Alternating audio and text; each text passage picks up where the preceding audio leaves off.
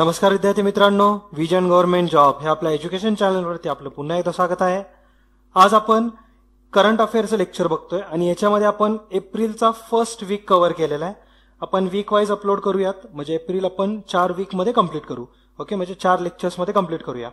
तर आज आपण फर्स्ट वीक बघतोय. ह्याच्यामधल्या ज्या ज्या इम्पॉर्टंट घडामोडी होत्या, ज्या आपल्याला एक्झाम मध्ये विचारू शकतात, अशा सगळ्या इथं कव्हर केलेल्या आहेत. तुमच्या येणाऱ्या सगळ्या एक्झामसाठी, इव्हन जी कंबाईन एक्झाम येणार आहे त्याच्यामध्ये सुद्धा याच्यातून बरेच प्रश्न दिसू शकतात. त्याच्यामुळे व्यवस्थित लेक्चर बघा आणि याच्या येणारे पार्ट सुद्धा लक्ष देऊन बघा. ओके, तर वेळ न वाया घालवता लेक्चरची सुरुवात करूया. तर पहिला आजच्या या लेक्चरमधली न्यूज आहे ती म्हणजे 2 एप्रिल हा वर्ल्ड ऑटिझम अवेअरनेस डे म्हणून सेलिब्रेट झाला आहे अक्रॉस दी वर्ल्ड. तर त्याच्याशी रिलेटेड न्यूज आहे. याची जी थीम होती, ऍक्च्युली ऑटिझम म्हणजे काय असतो, तर ऑटिझम एक टाईप आहे डिसीजचा. याच्यामध्ये न्यूरोलॉजिकल जी डेव्हलपमेंट आहे, हा एक प्रकारचा डिसऑर्डर क्रिएट होतो. ह्याच्यामुळं जे सोशल इंटरॅक्शन आहे, त्याचबरोबर वर्बल नॉन वर्बल कम्युनिकेशन आहे आणि बिहेवियर जे आहे याच्यामध्ये चेंजेस होतात. ओके, तर अशा प्रकारचा हा डिसीज आहे, थोडासा मेंटल डिसऑर्डरचा टाईप आहे हा. ओके, तर हा जो ऑटिझम अवेअरनेस डे आहे, याची जी थीम होती ती होती towards autonomy and self determination. Okay, ही त्याची थीम होती. थीम इम्पॉर्टंट आहे, एक्झाममध्ये थीम डायरेक्टली विचारू शकतात. तर आता आपण नेक्स्ट न्यूज बघूया. एप्रिल 7 हा वर्ल्ड हेल्थ डे म्हणून सेलिब्रेट झालाय पूर्ण जगामध्ये. तर वर्ल्ड हेल्थ डे हा कधी असतो विचारलं तर 7 एप्रिल. ओके, आणि यावेळेस थीम काय होती याची, तर डिप्रेशन लेट्स टॉक ही त्याची थीम होती. कारण डिप्रेशन सध्या फार कॉमन झालंय भरपूर, म्हणजे जगात 300 मिलियन लोकांना डिप्रेशनचा डिसीज आहे. डिप्रेशन हा मोस्ट ऑफ दी विमेन्समध्ये बघायला मिळतोय सध्या, आणि याच्यामुळे बऱ्याच सुसाइड्स अँड ऑल अशा घटना होतात. ओके, तर हे डिप्रेशन पासून जगाला वाचवण्यासाठी म्हणून या वर्षीची जी थीम होती ती होती डिप्रेशन लेट्स टॉक. म्हणजे आपण आपलं डिप्रेशन हे आपण चर्चा करून संपवू शकतो, अशा प्रकारचं होतं. तर त्यामुळे तुम्ही सुद्धा अभ्यासामध्ये किंवा कमी मार्क आले असतील म्हणून बिलकुल डिप्रेशनमध्ये जायची गरज नाहीये. पुढच्या बऱ्याच एक्झाम्स असतात आणि लाईफमध्ये सक्सेस हे कधी ना कधी भेटणारच आहे. ओके, जर तुम्ही हार्डवर्क देत असाल तर सक्सेस हे भेटेलच. असेच बरेच डे आहेत, जसं की आता जेवढे आठवतात तेवढे सांगतोय की एक वर्ल्ड ब्लड डोनेशन डे असतो, तो 14 जूनला असतो. तुम्ही हे क्रॉस चेक करा. ओके, त्याचबरोबर वर्ल्ड इम्युनायझेशन वीक म्हणून सुद्धा एप्रिलमध्ये सेलिब्रेट केला जातो. एप्रिलच्याच 25 तारखेला मलेरिया डे असतो, that is world malaria day. AIDS day सुद्धा 1 डिसेंबरला असतो. मार्च 24ला वर्ल्ड टीबी डे असतो. ओके, आणि वर्ल्ड नो टोबॅको डे हा 31 मेला होता किंवा 31 मेला आहे. ओके, तर अशा प्रकारचे तुम्ही पण लक्षात ठेवा, आणि जेवढे सांगितले तेवढे इम्पॉर्टंट होते, तर हे सगळे नोट डाऊन करा. पुढची न्यूज बघूया आपण. तर पुढची न्यूज ही उत्तर प्रदेश या राज्याशी संबंधित आहे. तर उत्तर प्रदेशशी रिलेटेड 2 न्यूज आहेत त्याच्यामध्ये. एक म्हणजे उत्तर प्रदेशमध्ये आता जे इलिगल पद्धतीनं स्लॉटर हाऊस होते, म्हणजेच कत्तलखाने जे होते, आता हे बंद कर किंवा याच्यावरती बॅन आणलंय. आणि दुसरं म्हणजे तिथं अँटी रोमिओ स्क्वॉड हा तयार केलेला आहे. ओके, तर तुम्हाला ते माहितीच असेल, बरेच न्यूजमध्ये आहे ते. आणि इलिगल स्लॉटर हाऊसेस जे आहेत हे सुद्धा बंद करून टाकणार, त्याच्यावरती बॅन आणलेलं आहे. तर उत्तर प्रदेश हे आपल्या भारतामधलं सगळ्यात मोठं राज्य आहे जिथं बीफ हे एक्सपोर्ट होतं किंवा मीट हे एक्सपोर्ट होतं ऑल ओव्हर इंडियामध्ये. तर एक्सपोर्टर स्टेट म्हणून उत्तर प्रदेशला बघितलं जातं. ओके, तिथं बरेच इलिगल असे स्लॉटर हाऊसेस आहेत, त्याच्यामुळे आता त्याच्यावरती बॅन आणणार आहेत. अॅन्युअल जर आपला एक्सपोर्ट बघितला आपल्या देशाचा, आपल्या भारताचा, तर मीट एक्सपोर्ट हा 4 बिलियन to 5 बिलियन एवढा आहे. ओके, तर आपलं जे एक्सपोर्ट आहे मीटचं ते पण खूप जास्त प्रमाणामध्ये आहे, आणि त्याच्यामध्ये इलिगल प्रमाण सुद्धा खूप जास्त आहे, त्याच्यामुळे त्याच्यावरती बॅन आणलाय. पुढची एक न्यूज आहे इकॉनॉमीशी संबंधित आहे ही. तर जपाननी एक बिटकॉइन नावाचा एक कन्सेप्ट असतो, it is of A virtual currency आहे ही एक प्रकारची बिटकॉइन्स म्हणजे. तर जे बिटकॉइन असतात तर याला जपाननी त्यांची ऑफिशियल करन्सी म्हणून किंवा ऑफिशियल ऑर लिगल मनी म्हणून डिक्लेअर केलेलं आहे. ओके, तर बिटकॉइन असतात, त्याचबरोबर डिजिटल करन्सी असतात वेगवेगळ्या, तर यांना आता लिगल मनी म्हणून जपानने ऑफिशियल डिक्लेअर केलंय. तर 1 एप्रिल 2017 पासून ते बिटकॉइन्स यूज करायला सुरुवात करतील. ओके, तर हा महत्वाचा पॉईंट आहे. ऍक्च्युली ते बिटकॉइन्स हे काही फिजिकली फॉर्ममध्ये नसतात, करन्सी वगैरे छापलेली नसती ती. It is a virtual currency. Okay, created by business persons. It is not created by any government. Okay, तर कुठल्या बँकनी क्रिएट केलेली नसती, कुठल्या गव्हर्नमेंटनी क्रिएट केलेली नसती, किंवा प्रिंटेड पण नाहीये डॉलर, युरोज आणि रुपीज सारखी. तर it is directly virtual currency.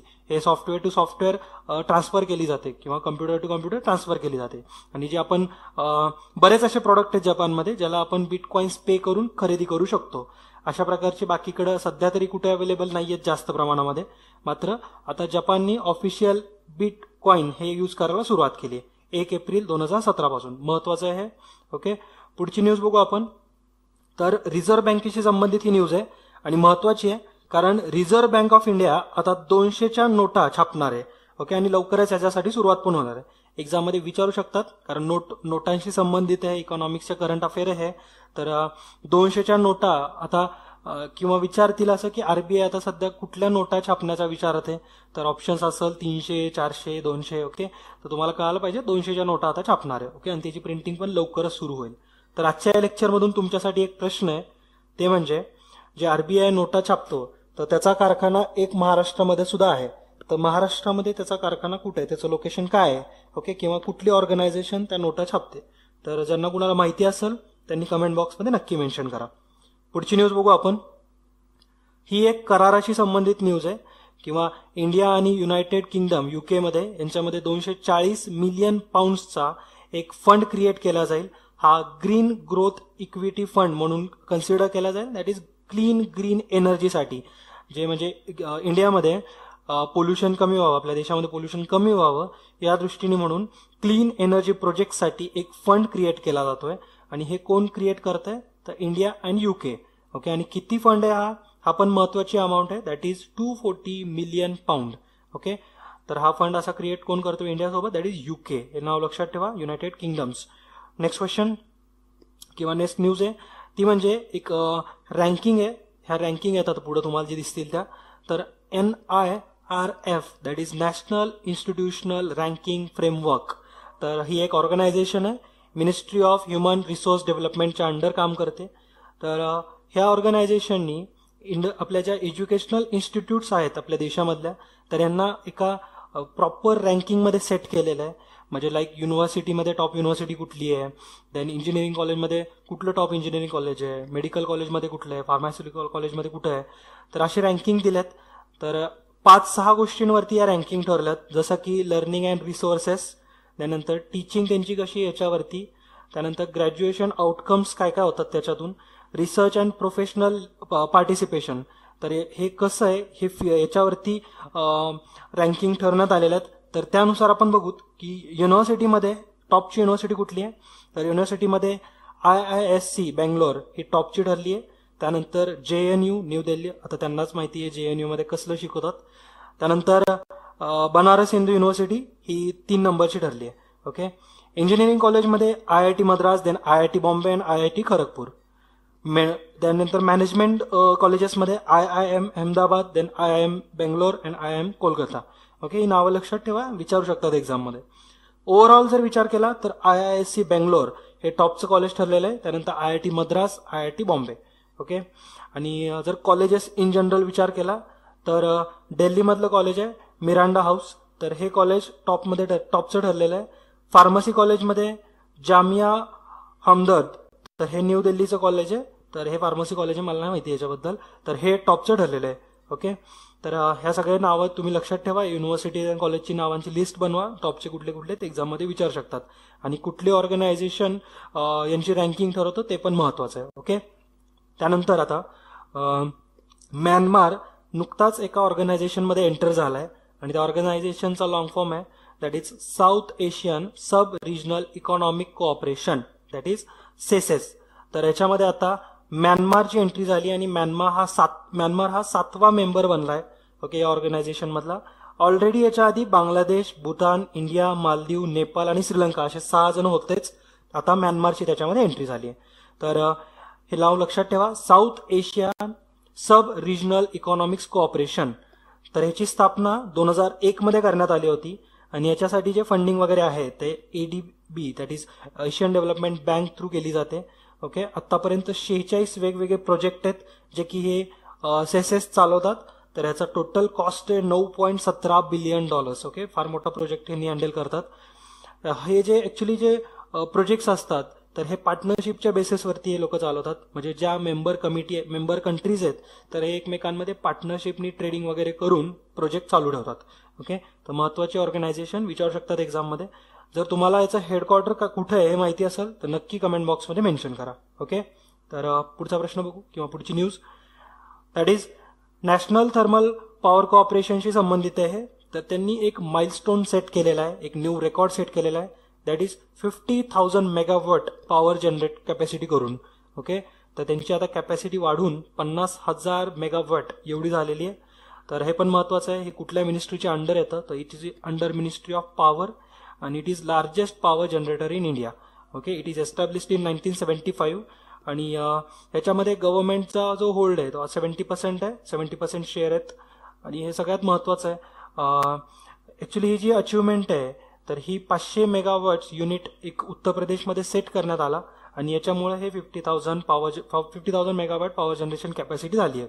तर हे पण महत्वाचं आहे. तर त्यांचा लेटेस्ट किंवा त्यांचा एक अचिव्हमेंट कशामुळे झाली तर 500 मेगावॉटचा प्रोजेक्ट त्यांनी उत्तर प्रदेशमध्ये बसवला आहे त्याच्यामुळं. ओके, पुढची न्यूज बघू आपण. ही न्यूज पण महत्वाची आहे. ही पण तुमच्या इकॉनॉमिक्सच्या पॉईंट ऑफ व्ह्यू महत्वाची आहे. तर इंडियाने एक साईन किंवा एक लोन अग्रीमेंट साईन केलेलं आहे न्यू डेव्हलपमेंट बँक सोबत. ओके, तर न्यू डेव्हलपमेंट बँक ही ब्रिक्स नेशननी फॉर्म केलेली बँक आहे. तर $50 बिलियन त्याची इन्व्हेस्टमेंट करून तर टोटल 10 बिलियन पर हेड पर कॅपिटल त्यांनी पे करून एक बँक एस्टॅब्लिश केलेली, that is new development bank. तर या बँक थ्रू एक मध्य प्रदेशमधले जिल्हे जे आहेत तर याच्यामध्ये 1,500 किलोमीटरचे रोड कनेक्टिव्हिटी करण्यासाठी म्हणून $350 मिलियन लोन घेण्यात आलेलं आहे. ओके, आणि न्यू डेव्हलपमेंट बँक बद्दल सांगायचं झालं तर त्याचे जे सध्याचे चेअरमन आहेत तर ते आहेत KV Kamat. Okay, Indian chairman आहेत आणि ते पहिले चेअरमन आहेत. ओके, तर जर तुम्हाला न्यू डेव्हलपमेंट बँकचं हेडक्वार्टर कुठे आहे हे माहिती असेल तर कमेंट बॉक्समध्ये नक्की मेन्शन करा. ओके, त्याचं रिजनल हेडक्वार्टर जोहान्सबर्ग साऊथ आफ्रिकाला आहे. मात्र त्याचं जे मेन हेडक्वार्टर आहे ते चायनामध्ये. ते चायनामध्ये कुठल्या सिटीमध्ये आहे हे तुम्ही कमेंट बॉक्समध्ये मेन्शन करा. ओके, पुढची न्यूज बघू आपण. नमामि ब्रह्मपुत्रा हा फेस्टिवल 21 डिस्ट्रिक्ट्समध्ये ऑर्गनाईज करण्यात आला होता आसाममध्ये. तर महत्वाची न्यूज आहे. आसाममध्ये नमामि ब्रह्मपुत्रा हा फेस्टिवल 21 वेगवेगळ्या त्यांच्या जिल्ह्यांमध्ये ऑर्गनाईज करण्यात आला होता. तर ब्रह्मपुत्रा नदी ही तुमच्यासाठी आता एक्झामसाठी महत्वाची बनल, कारण आता ही न्यूजमध्ये आली आहे आणि करंट अफेअरमध्ये जे पोर्शन विचारले जातात त्यापैकीच बरेपैकी पोर्शन तुमच्या एक्झाममध्ये दिसतात. त्याच्यामुळे महत्वाचा हा प्रश्न. तर ब्रह्मपुत्रा नदीचं ओरिजिन तुम्हाला माहिती असेल आणि ब्रह्मपुत्रा नदी ही भारतातली पहिली किंवा एकुलती एक अशी मेल रिव्हर आहे. Okay, so Brahmaputra is considered to be the country's only male river. हा पण महत्वाचा आहे, लक्षात ठेवा, विचारू शकतात एक्झाममध्ये असं पण. आणि भारतातून ते कुठल्या कुठल्या राज्यांमधून वाहते, आसाम आणि अरुणाचल प्रदेश या 2 राज्यातून ती वाहते आणि तिबेटमधून तिचा उगम होतो. तर तिबेटमध्ये तिला काय नावाने ओळखतात हे सुद्धा तुम्हाला कमेंट बॉक्समध्ये मेन्शन करायचं आहे. ओके, तर आतापर्यंत 4 प्रश्न झालेत जे तुम्हाला कमेंट बॉक्समध्ये मेन्शन करायचेच आहेत. ओके, कारण याच्यातून तुम्ही एकमेकांना नॉलेज पण शेअर कराल आणि तुमचं पण नॉलेज वाढेल. ओके, तर ब्रह्मपुत्रा आपण तिला भारतामध्ये म्हणतो, बांगलादेशमध्ये आपण तिला जमुना नावाने ओळखतो. तर हा पण पॉईंट महत्वाचा आहे. ब्रह्मपुत्रा या नदीला बांगलादेशमध्ये काय नाव आहे असा जर प्रश्न विचारला तर जमुना, हे पण लक्षात ठेवा. ओके, पुढची न्यूज बघू आपण.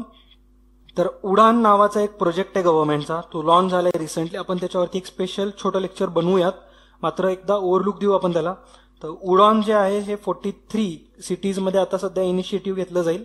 तर याच्यामध्ये 12 एअरपोर्ट सुद्धा इन्क्लूड करण्यात आलेले आहेत. वेगवेगळे 31 डेस्टिनेशन्स असे चूज केलेत कनेक्टिव्हिटीसाठी म्हणून आणि 5 एअरलाईन्स सिलेक्ट पण केलेले आहेत.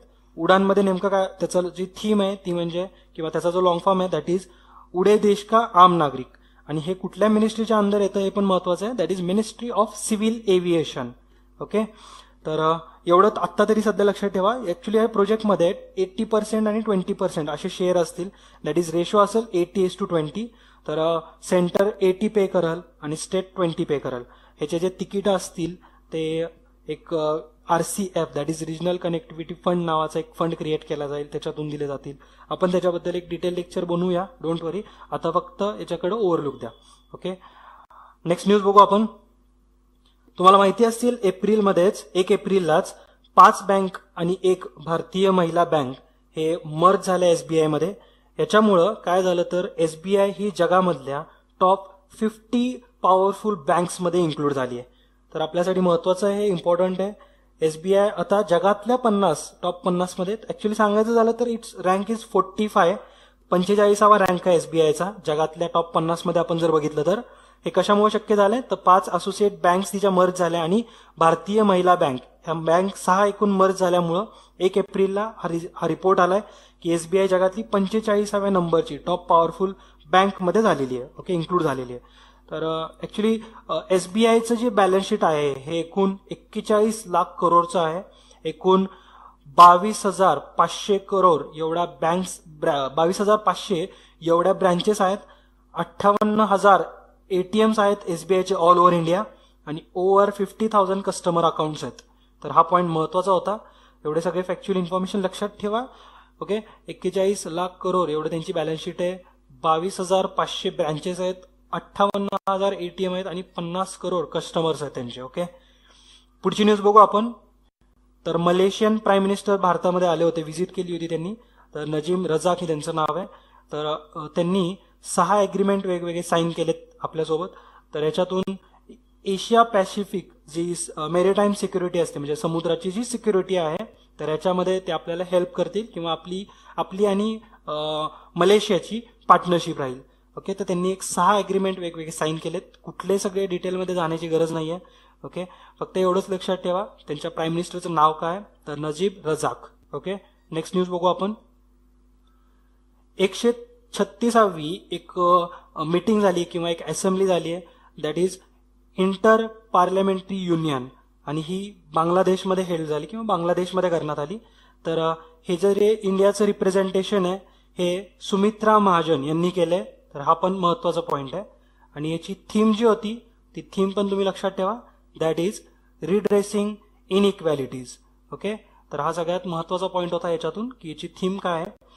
ऍक्च्युली IPU म्हणजे काय तर इंटरनॅशनल ऑर्गनायझेशन ऑफ पार्लमेंट्स.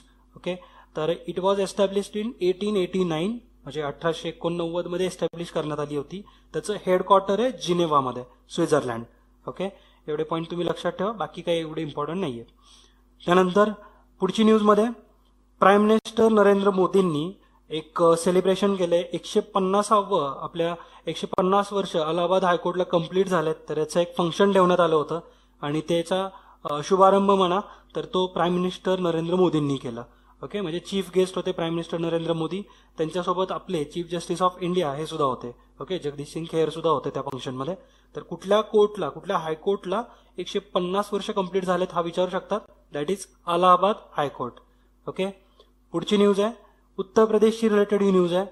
जे योगी आदित्यनाथ हे आता सध्याचे त्यांचे नवीन सीएम आहेत तर यांनी फार्मर्सचे सगळे कर्ज माफ केलेत. ओके, सगळे इन द सेन्स प्रत्येक फार्मरसाठी 1 लाखापर्यंत जे कर्ज होतं ते माफ त्यांनी केलेलं आहे. तर ह्याचा एकूण अमाऊंट बनतीये 30,729 करोड. तर याचं 30,729 करोड एवढं कर्ज या उत्तर प्रदेश गव्हर्नमेंटनी माफ केलेलं आहे शेतकऱ्यांसाठी. अशाच प्रकारचा आता इनिशिएटिव्ह महाराष्ट्र गव्हर्नमेंटकडून सुद्धा अपेक्षित आहे आणि महाराष्ट्र सुद्धा याच्याबद्दल नक्कीच प्रयत्न करत आहे. ओके, तर हे जे 1 लाख रुपयांचं प्रत्येकाला जी कर्जमाफी दिली किंवा कर्ज माफ करून दिले तर याच्यासाठी किसान राहत बॉन्ड्स हे रिलीज केलेत. तर विचारू शकतात किसान राहत बॉन्ड्स हे कुठल्या राज्याकडून बनवण्यात आलेत तर that is Uttar Pradesh. Okay, next प्रश्न. तर ही न्यूज आहे डिफेन्स सेक्टरशी रिलेटेड. तर आता सध्या डिफेन्स ॲक्विजिशन काउन्सिलनी एक अप्रुव्हल दिलेलं आहे बराक जे आपलं मिसाईल आहे तर हे खरेदी करण्यासाठी किंवा इंडियन नेव्हीमध्ये इन्क्लूड करण्यासाठी म्हणून. तर बराक हे कुठल्या देशांनी बनवलेलं आहे हा प्रश्न येऊ शकतो. किंवा बराक जे आहे हे सरफेस टू एअर आहे का सरफेस टू सरफेस आहे किंवा वॉटर टू सरफेस आहे अशा प्रकारचा प्रश्न येऊ शकतो. तर बराक हे इस्रायलनी बनवलेलं आहे आणि सरफेस टू एअर ओके ते मारा करू शकतं. तर आता ते इंडियन नेव्हीमध्ये आपण इन्क्लूड करणार आहे. महत्वाचा पॉईंट होता तो. पुढची एक न्यूज आहे इकॉनॉमिक्सच्या पॉईंट ऑफ व्ह्यू महत्वाची आहे. आणि जे रिलायन्स रिटेल आहे रिलायन्स रिटेलनी एक बारकोड सिस्टीम इंट्रोड्यूस केली आहे त्यांनी. म्हणजे काय होणार आहे त्याच्यानी तर सध्या आपण कुठेही पे करायचं झालं तर आपल्याला कार्ड स्वॅप करावं लागतं. ओके, तर कार्ड स्वॅप करायच्या ऐवजी जर बारकोड्स असतील जे अशा प्रकारे तुम्हाला स्क्रीनवर दिसत आहेत तर बारकोड असतील तर या बारकोडनी सुद्धा तुम्ही पेमेंट करू शकता. That is UPI through. That is UPI म्हणजेच युनिफाईड पेमेंट इंटरफेस थ्रू आपण पेमेंट करू शकतो. ओके, तर हा पॉईंट होता. फक्त एवढं लक्षात ठेवा की आता अशा प्रकारची पहिली कुठली ऑर्गनायझेशन आहे ज्यांनी बारकोड अप्रुव्हल ठेवलंय पेमेंट करण्यासाठी, that is Reliance retail. Okay, next news बघू आपण.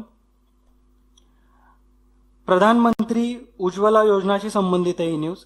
तर प्रधानमंत्री उज्ज्वला योजना यांनी एक बेंचमार्क सेट केलाय किंवा यांचा एक नवीन रेकॉर्ड झालेला आहे. दॅट इज त्यांनी आतापर्यंत 2 करोडपेक्षा जास्त बेनिफिशरी ऍड केलेले आहेत किंवा 2 करोडपेक्षा जास्त लोकांपर्यंत प्रधानमंत्री उज्ज्वला योजना पोहोचवलेली आहे. आपण प्रधानमंत्री उज्ज्वला योजना काय आहे, त्याचे गोल्स काय आहेत, हे सगळे पूर्ण डिटेलमध्ये बघितलेत.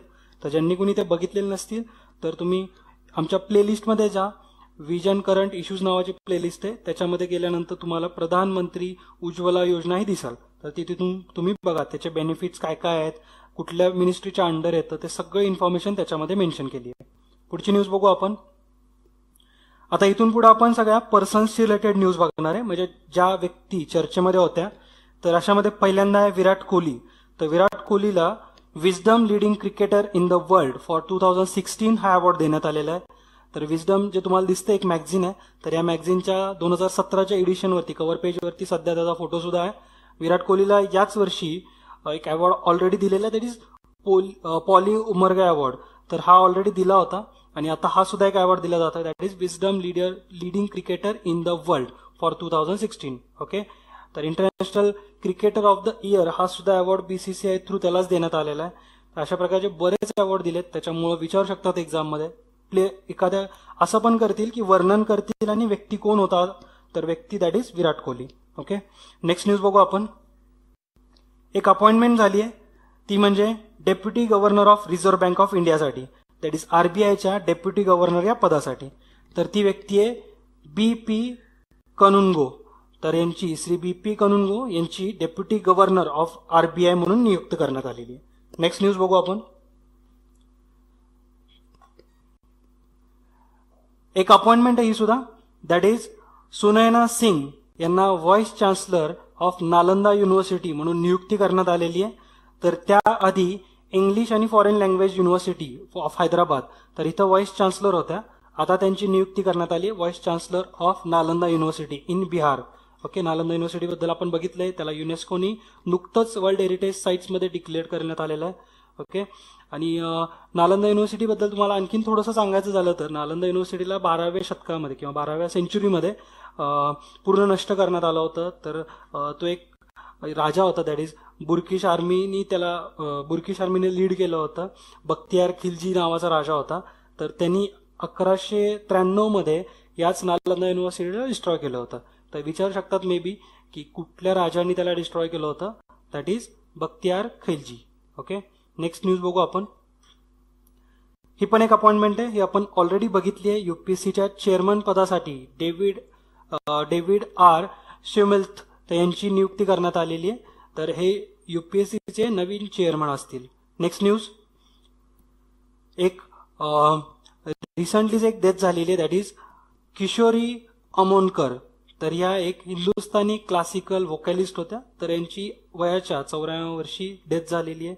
तर त्या एक जे एक घराणा म्हणून असतो गायकांचा, एक जयपुरी घराणा असा एक टाईप असतो, तर याच्यातून त्या बिलॉंग करायच्या. तर घराणा म्हणजे ऍक्च्युली काय असते, कम्युनिटी असते म्युझिशियन्सची जे त्यांचं म्युझिक स्टाईल शेअर करतात, म्हणजे त्यांची गाणी वगैरे ते शेअर करतात. तर अशा या तुम्ही हे नाव फक्त लक्षात ठेवा की किशोरी अमोनकर. तर ह्या एक हिंदुस्थानी क्लासिकल व्होकॅलिस्ट होत्या. Okay, next news.